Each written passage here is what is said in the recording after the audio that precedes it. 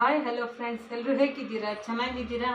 ನಾನು ಚೆನ್ನಾಗಿದ್ದೀನಿ, ನೀವು ಚೆನ್ನಾಗಿದ್ದೀರಾ ಅಂತ ಅನ್ಕೊತಿದ್ದೀನಿ. ಇವತ್ತೇನು ರೆಸಿಪಿ ಮಾಡ್ತಾ ಇದ್ದೀನಿ ಅಂದರೆ, ಇವತ್ತು ಬಂದು ಸಬ್ಬಕ್ಕಿ ವಡೆ, ಸಾಬುದಾನಿ ವಡೆ ಮಾಡೋದು ಹೇಗೆ ಅಂತ ತೋರಿಸ್ತಾ ಇದ್ದೀನಿ.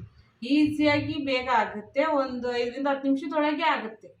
ಆದರೆ ಸಾಬುದಾನಿನ ಮಾತ್ರ ನೆನೆಸಿಟ್ಕೊಂಡಿರಬೇಕು, ಇದರಿಂದ ತುಂಬ ಚೆನ್ನಾಗಾಗುತ್ತೆ. ಹಾಗಾಗಿ ವಡೆ ಹೇಗೆ ಮಾಡೋದು ಅಂತ ತೋರಿಸ್ತಿದ್ದೀನಿ, ಬನ್ನಿ. ಮೊದಲಿಗೆ ಸಾಬುದಾನಿನ ಒಂದು 5 ರಿಂದ 6 ತಾಸು ನೆನೆಸ್ಕೊಬೇಕು. ಫಸ್ಟು ನಾನು ನೆನೆಸಿಟ್ಕೊಂಡಿದ್ದೀನಿ, ಇನ್ನು ನೀರು ಬಸಿಬೇಕು. ನೆನೆಸಿಟ್ಕೊಂಡಿದ್ದೀನಿ, ಈಗ ಇದನ್ನು ನೀರು ಬಸ್ಕೊತೀನಿ. ಆಮೇಲೆ ಅದ್ರ ಜೊತೆಗೆ ಸಾಬುದಾನಿ ಒಂದೇ ಹಾಕಿದ್ರೆ ವಡೆ ಅಷ್ಟು ಇದು ಬರಲ್ಲ, ಅದಕ್ಕೋಸ್ಕರ ಮೊದಲಿಗೆ ಇವಾಗ ಅದ್ರ ಜೊತೆಗೆ ಆಲೂಗೆಡ್ಡೆನ ಬೇಯಕ್ಕಿಡ್ತೀನಿ. ಆಲೂಗೆಡ್ಡೆ ಬೆಂದ ಮೇಲೆ ಉಳ್ಕಿದ್ದೆಲ್ಲ ಹೇಗೆ ಮಾಡೋದು ಅಂತ ತೋರಿಸ್ತೀನಿ.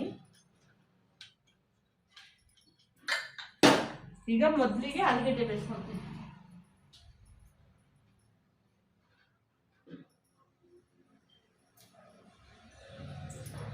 ನಾನೊಂದು 4 ತಗೊಳ್ತಾ ಇದ್ದೀನಿ. ಈಗ ನೋಡಿ, 4 ಆಲೂಗೆಡ್ಡೆ ಹಾಕ್ಕೊಂಡಿದ್ದೀನಿ. ಇದನ್ನ ನಾನು ಬೇಯಕ್ಕಿಡ್ತೀನಿ. ಇದು 2 ರಿಂದ 3 ಸೀಟಿ ಕೂಗಿಸ್ಕೊಳ್ಳೋಣ. ಇದು ಬೈಂಡಿಂಗಿಗೆ ಚೆನ್ನಾಗಾಗುತ್ತೆ, ಅದಕ್ಕೋಸ್ಕರ ಇದನ್ನ 2 ರಿಂದ 3 ಸೀಟಿ ಕೂಗಿಸ್ಕೊಳ್ಳೋಣ. ಉಳ್ಕಿದ ಅಷ್ಟೊತ್ತಿಗೆ ಸಾಮಾನುಗಳು ಜೋಡಿಸ್ಕೊಳಕ್ ಬರುತ್ತೆ. ಈಗ ಇದು 2 ರಿಂದ 3 ಸೀಟಿ. ಈಗ ಆಲೂಗೆಡ್ಡೆ ಬೆಂದಿ ಸೀಟಿ ಬಂದಿದೆ. ಒಂದು ಅರ್ಧ ಕಪ್ ಅಷ್ಟು ಶೇಂಗಾ ಬೀಜನ ಹುರಿದು ಪೌಡ್ರ್ ಮಾಡ್ಕೊಳ್ಳೋಣ. ಯಾಕಂದ್ರೆ ಸಬ್ಬಕ್ಕಿ ಯಾವುದೇ ಮಾಡಿದ್ರು ಅದಕ್ಕೆ ಶೇಂಗಾ ಹಾಕಿದ್ರೆ ತುಂಬ ಟೇಸ್ಟು, ಮತ್ತು ಅದಕ್ಕೆ ಅದೇ ಕಾಂಬಿನೇಷನ್. ಹಾಗಾಗಿ ಇದು ಚೆನ್ನಾಗಿ ಟೇಸ್ಟ್ ಕೊಡುತ್ತೆ ವಡೆಗೆ. ಹಾಗಾಗಿ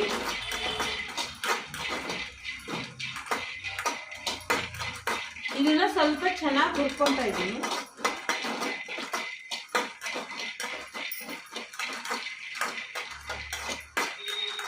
ಇದು ಉರಿಯೋದಾಗಿದೆ, ತೆಗಿತಾ ಇದ್ದೀನಿ. ಇದನ್ನ ಒಂದು ಪ್ಲೇಟಿಗೆ ಹಾಕೊಳ್ಳೋಣ. ಇದು ಸ್ವಲ್ಪ ತಣ್ಣಗಾಗಬೇಕು. ಹಾಗಾಗಿ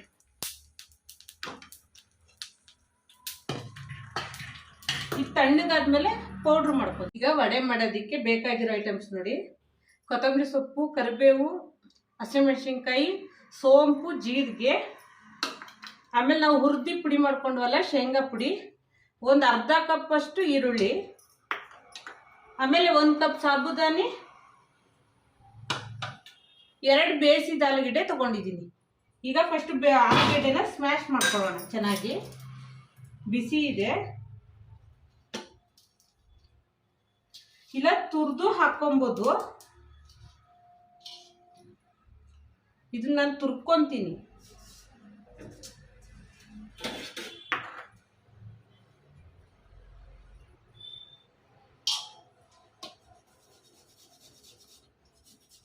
ಬಿಸಿ ಇದೆ, ಹಾಗಾಗಿ ತುರ್ಕೊಂತಾ ಇದ್ದೀನಿ. ಬೇಯಿಸಿದ ಆಲೂಗೆಡ್ಡೆ ಇದು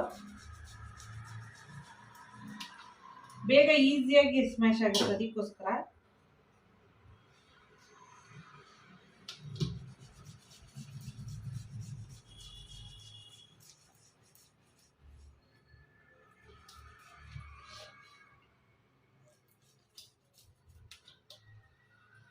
ನೋಡಿ,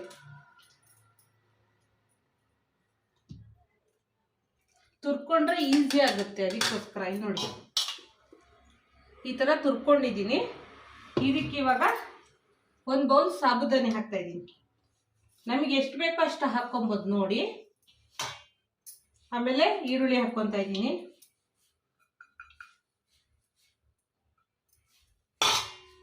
ಆಮೇಲೆ ಶೇಂಗಾ ಪುಡಿ ಹಾಕ್ಕೊತಾ ಇದ್ದೀನಿ ನೋಡಿ.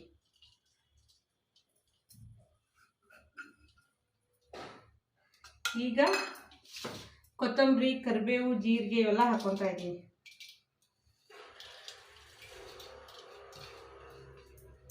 ಇದಕ್ಕೆ ನೀರ್ಗೀರು ಏನೋ ಹಾಕೋದು ಬೇಡ, ರುಚಿಗೆ ತಕ್ಕಷ್ಟು ಉಪ್ಪು ಹಾಕ್ತೀನಿ. ರುಚಿ ಉಪ್ಪು. ಈಗ ಇದು ಎಲ್ಲದನ್ನು ಚೆನ್ನಾಗಿ ಮಿಕ್ಸ್ ಮಾಡ್ಕೊಳ್ಳೋಣ.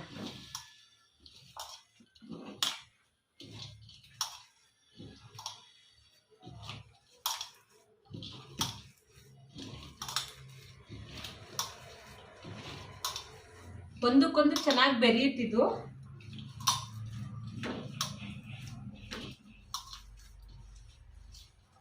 ನೀರು ಹಾಕೋ ಅವಶ್ಯಕತೆ ಬೇಡ.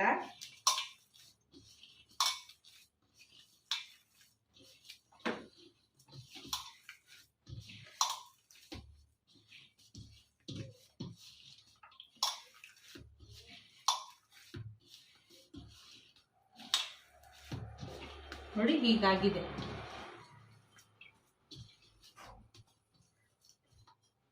ಈ ರೀತಿ ಗಟ್ಟಿ ಹದದಲ್ಲಿರಲಿ. ಈಗ ಎಣ್ಣೆ ಕಾಯಕ್ಕೆ ಇಡೋಣ. ಇದನ್ನು ಉಂಡೆ ಉಂಡೆ ಮಾಡಿ ಎಣ್ಣೆಲಿ ಕರಿಯೋಣ ವಡೆ ಥರ. ಈಗ ಎಣ್ಣೆ ಕಾಯಕ್ಕೆ ಇಡ್ತಾ ಇದ್ದೀನಿ. ಕರಿಯೋದಕ್ಕೆ ಎಷ್ಟು ಬೇಕೋ ಅಷ್ಟು ಎಣ್ಣೆ ಹಾಕ್ಕೊಳ್ರಿ.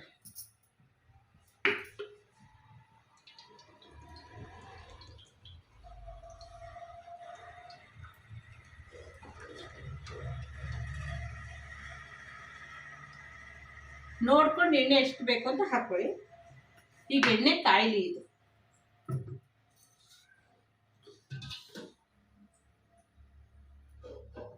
ಎಣ್ಣೆ ಸ್ವಲ್ಪ ಚೆನ್ನಾಗಿ ಕಾಯಬೇಕು. ಹಾಗಾಗಿ ಈಗ ಎಣ್ಣೆ ಕಾದಿದೆ, ವಡೆ ಮಾಡಿ ಬಿಡ್ತೀನಿ ನೋಡಿ.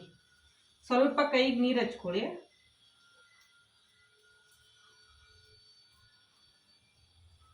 ನಮಗೆ ದಪ್ಪ ಸೈಜ್ ಎಷ್ಟು ಬೇಕೋ ಅಷ್ಟು ಮಾಡಿ ಬಿಟ್ಕೊಬೋದು. ನೋಡಿ ಈ ರೀತಿ ಮಾಡಿಬಿಡ್ತಾ ಇದ್ದೀನಿ.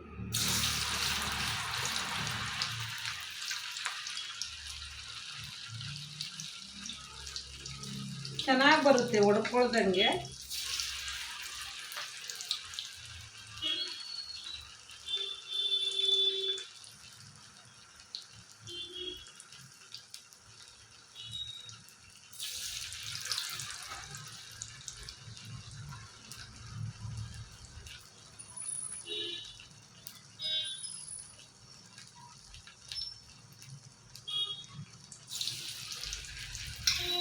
ಈಗ ಒಂದು 4 ಹಾಕಿದ್ದೀನಿ. ಇದನ್ನು ತಿರುಗ ಹಾಕ್ತೀನಿ ನಾನು.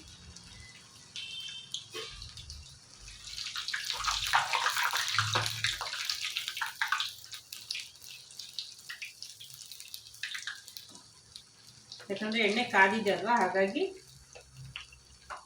ತುಂಬ ಚೆನ್ನಾಗಿರುತ್ತೆ. ಮಕ್ಕಳಿಗೆ ಒಂದೇ ಥರ ಕೊಡೋದಕ್ಕಿಂತ ವೆರೈಟಿ ಮನೆಯಲ್ಲೇ ಮಾಡಿಕೊಡೋದ್ರಿಂದ ಹೊರಗಡೆ ಏನೂ ಕೇಳಲ್ಲ. ಹಾಗಾಗಿ ಈ ಥರ ಮಾಡಿಕೊಡಿ. ಈಗ ಸ್ವಲ್ಪ ಬೇಯಬೇಕು.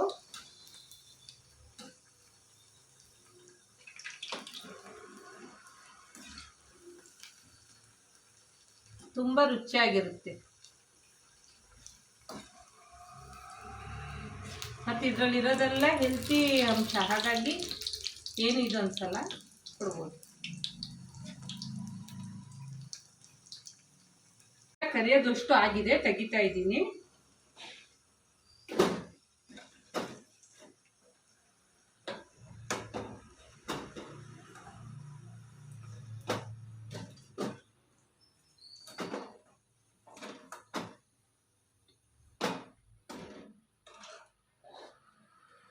ನೋಡಿ ಫ್ರೆಂಡ್ಸ್, ಈಗ ಕರ್ದಿದ್ದೀನಿ ನೋಡಿ, ಇಷ್ಟ ಆಗಿದೆ.